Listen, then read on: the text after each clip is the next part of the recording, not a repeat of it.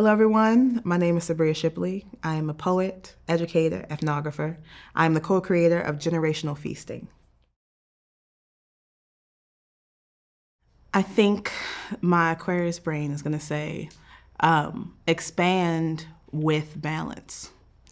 I think because a lot of my life, there has been this notion of hyper-independence. It's a trauma response. It's a way in which a lot of artists create sometimes because we think that we are the only ones who have the vision. So in practice, though, in becoming a community ethnographer and working with community, I learned that there's only so far that I can stretch myself before someone has to grab my hand and say, hey, I'll take us the rest of the way. Or, hey, I can reach for that button. If you can't get it, I can get it.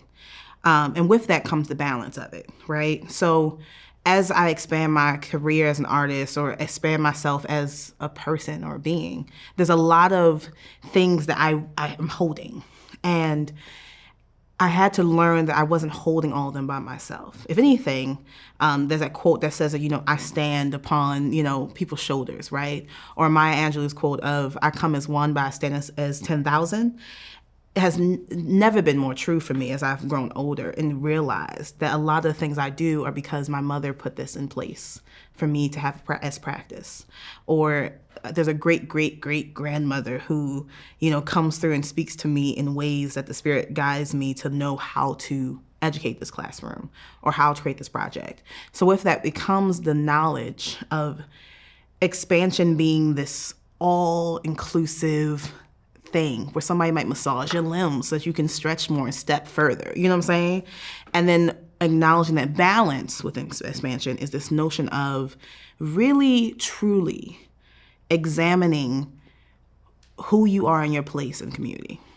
And are you doing the work? And are you doing your work? Because we like to do everyone else's work, but are we doing our work? And that sometimes when we don't do our work and we're stepping over here, the balance is thrown off.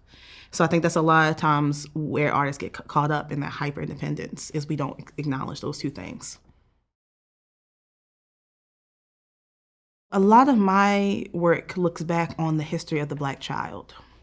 It acknowledges the way in which societal kind of changes and institutional practices have impacted the Black child, right? And how that carries on generation to generation. And then on top of that, what does it look like for us to examine the way in which we have sped up the livelihood of Black children, the way in which we age Black and brown Indigenous children. We age them, there was a term that I learned in college where it's like adultification, right? Where we're like, Black children are seen as adults way before their time, right? And that's why we have the cases of Tamir Rice. That's where we have the cases of Aiyana Jones. Right? And that is sad to me. And so I look back that I love looking back on things that are staples in Black childhood universally, right? Cultural things that are staples. Practices of enveloping this notion of childhood that honors the ancestors. Childhood that is always in communication with the spirit world or in communication with the elders, you know what I'm saying? And so in looking at that past, it reminds me of that Sweet Honey in the Rock song called Our Children, where Sweet Honey in the Rock is talking about your children are not your children, you know what I'm saying? They're the sons of the daughters of the future, right? And so my mom used to play that song as younger to remind herself that sometimes my spirit wasn't the spirit that she had, right? And that we have to evolve. She had to evolve as a parent. And that's something that I pride myself in doing with my youth, is exposing them to children of the 1950s. I love looking and being I can tell you a quick story. My great-grandmother, when she was a child, I love hearing stories about when she was a kid growing up in South Hill, Virginia. She had 8 siblings. She was the 4th. And she was a wild, cookie out there. They had an old tobacco field where they used to pick, and she was very much, she put her gloves on, she had a whole sun hat, she was like, I'm not here for this. Or times where she fell off the roof when she was 8 and was bedridden for 6 months.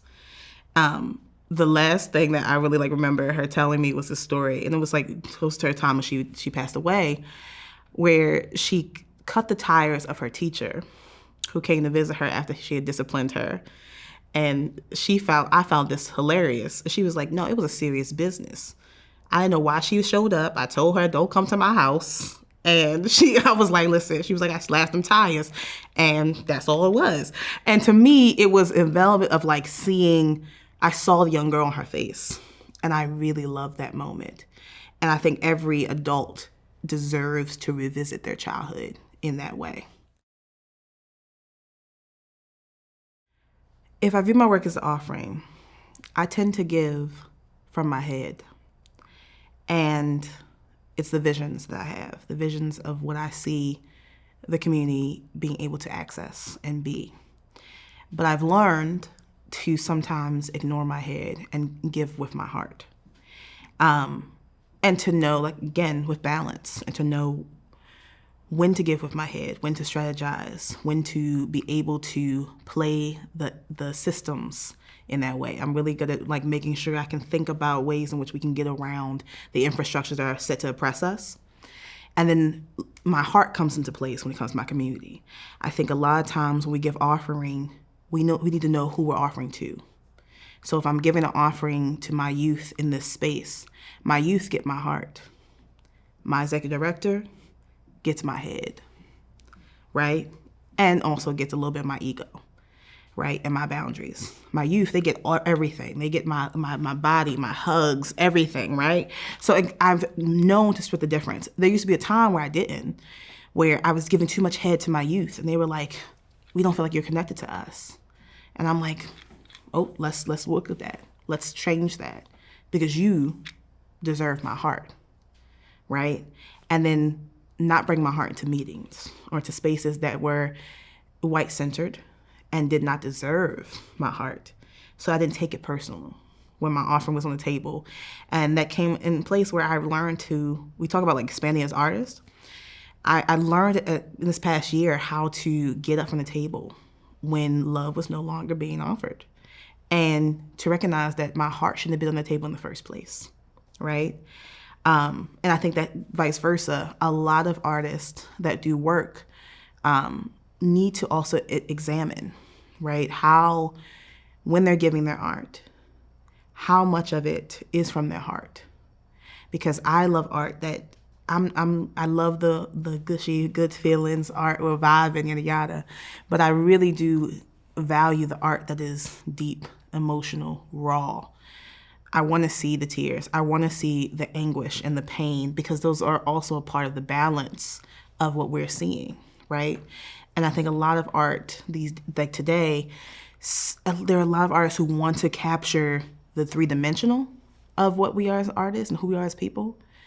And there are artists who are like, we gotta keep this vibe, keep this culture going. And I think there's room for both, but at what detriment to our liberation, you know? So yeah, that's the offering I give, you know?